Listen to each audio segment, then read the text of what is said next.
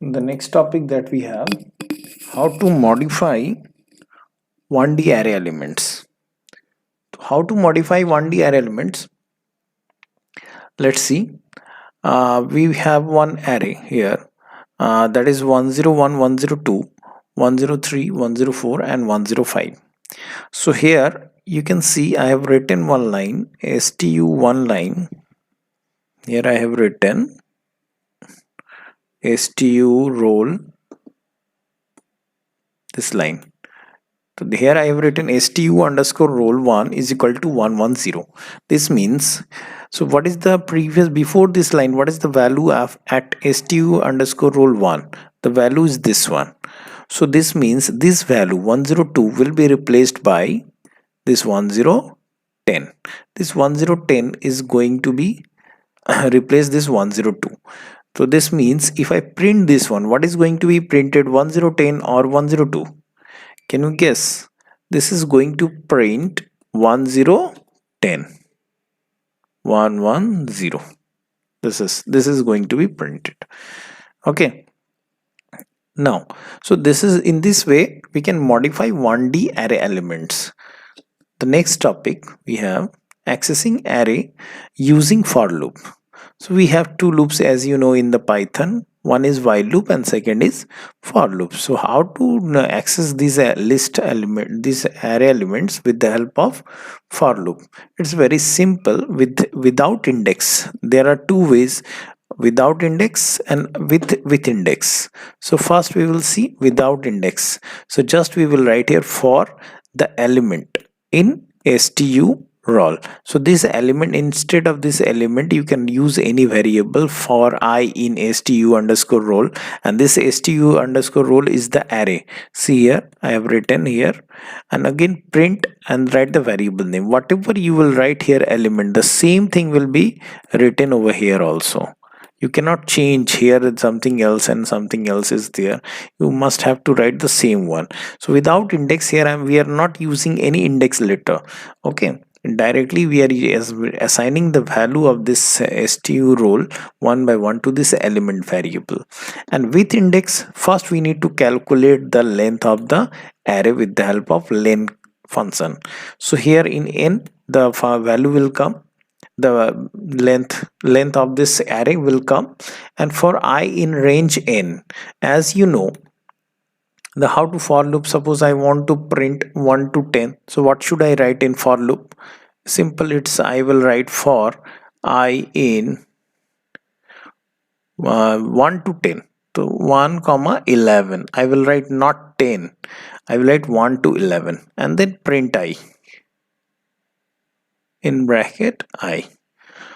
So this will print 1 2 3 4 like that. In this way, one by one it will print. Okay, so here also see the same thing I have written here for I. So n, this n is going to, suppose, what is the size of this array? Can you tell me? 1 2 3 4 5, not 4. 4 is the index. If I write 0, the index value is 0 1 2 3 and 4. But what is the size of the array? The size is always index plus 1. This means the size of the array is 5. So this value of n will be 5. So here it will be 0 to 5. This means one less from the 5. So it will print 0 1 2 3 4. So all values, index value here, see I am taking the value index. So first it will be 0. 0th element is what? 101. Then 102. फिर 103, 104 at third index value location, and 105 at fourth index value location. This is the last. So in this way, with the help of index, we can access using for while loop also. Now accessing using while loop, let's see how. It's very simple. See, from the stu roll, this is the array n length. Again we have created here one length, we have used here len function to get the length of the array, and we have taken one variable I is equal to 0 while I less than n. If the value here, what will the value of 5 n, and the value of n will be here 5. The value of n will be 5. Why? Here see, you can see here it is start from 0 index value 0 1 2 3 4, so definitely the value of n will be 5. So it will go from 0 to 4. So 0 to 4, see, and one by one we are increasing. This is a compound assignment. It is not mandatory to use as this mn. You can, instead of this, you can use here I is equal to I plus 1 also. Okay, so let's go to the next topic, that is axis. So an array can be classified as 1D, 2D and multidimensional array. The axis of an array describes the order of indexing in multidimensional array. What does it mean? If I'm going explaining over here, axes are always numbered starting 0 onwards for numpy array. See, if any 1D array we have, if we have any 1D array, okay, then what is the axis? Axis is 0. See here, axis 0 defines 1D array running across only one row with the size 4. Here size 4 is there, that's why 4 I have written, which indicates the number of column as 4. Okay, row is 1, this means 0. Okay, so this means axis is equal to 0 if one row is there only in one dimensional array.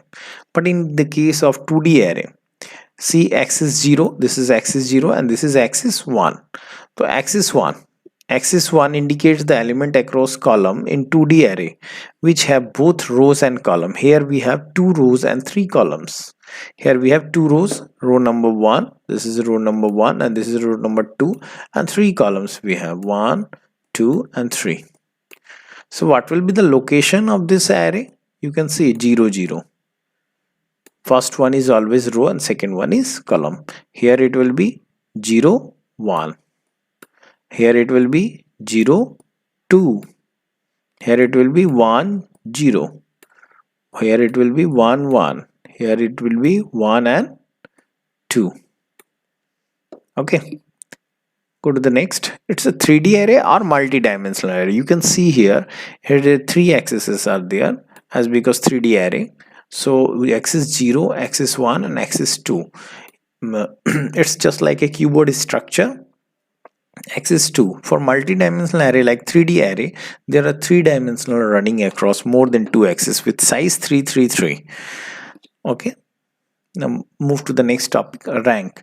The rank of a numpy array is defined by number of axes it possesses. Thus we can say that the rank is equal to the number of axes. This means that, see here this line, I am doing the underline, rank is equal to the number of axes.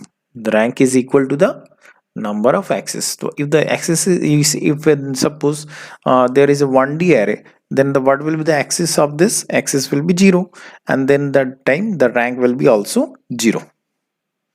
Now shape. If it's just for definition purpose, the shape of a numpy array defined by the number of elements it contains along each of the axes. Okay, we will start the numpy in the next video. Thank you for watching this video.